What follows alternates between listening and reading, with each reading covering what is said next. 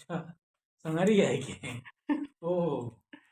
हाय दोस्तों, नमस्कार सभी को तहे दिल से और सभी नया को साल मुबारक हो। नया साल मुबारक हो। हैप्पी न्यू ईयर सबको दिल से।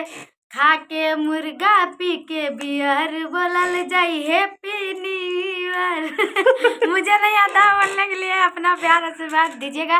और अगर जो आप लोग ऐसे आशीर्वाद प्यार बनाएंगे तो बहुत लंबी उम्र होती है आप लोग के प्यार आशीर्वाद से।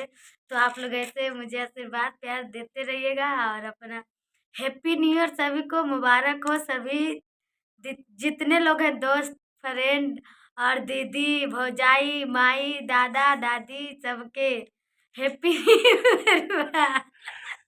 तो आप लोग अपन प्यार दुलार बनाए रखें। अनुराग एंटरटेनमेंट में बहुत ही सुंदर गीत गईल बा, आप लोग सुनी।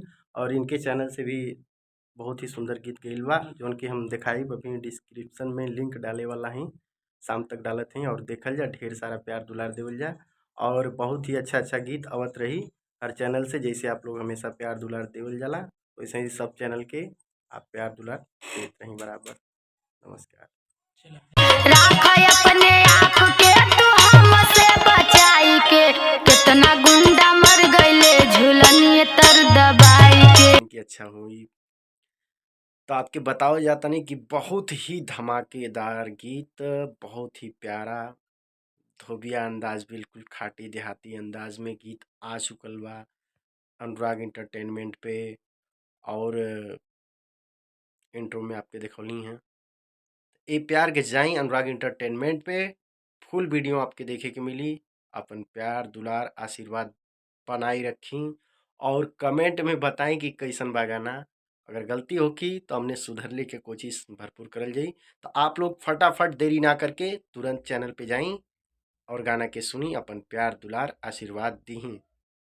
और जे भी अभी तक चैनल के सब्सक्राइब ना कैले होखी, हाथ जोड़ के विनती बा कि चैनल के फटाफट सब्सक्राइब करल जा और गाना से भरपूर आनंद लेवल जाए।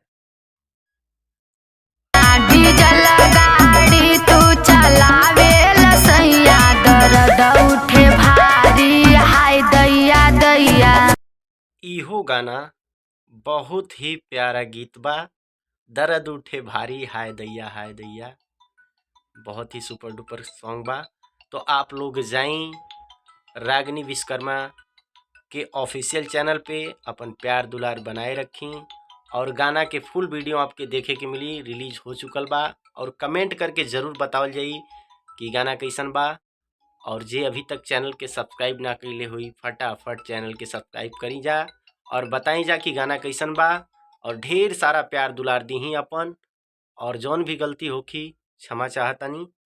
और ओकरा बाद बहुत ही प्यारा प्यारा गीत आप लोगों के बीच में आवे वाला बा नया साल के अवसर पे। थोड़ा से 2-4 दिन के देरी बा, ओकरा बाद बहुत ही प्यारा प्यारा गीत आप लोगों के बीच में अनुराग एंटरटेनमेंट से, रविंदर दीवाना ऑफिशियल से, रागिनी विश्वकर्मा चैनल से और अदर भी चैनल से बहुत ही प्यारा प्यारा गीत जाए वाला बा। तो आप जौन कि हम कम्युनिटी में लगा चुकल बानी और डिस्क्रिप्शन में लिंक डालत बानी नीचे।